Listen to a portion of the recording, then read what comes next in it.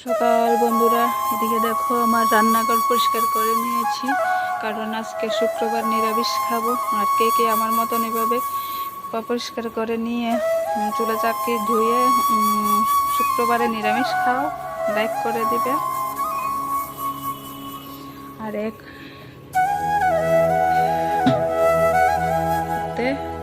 জল আনতে যাবো, এরপরে এসে কথা বলবো তোমাদের সাথে।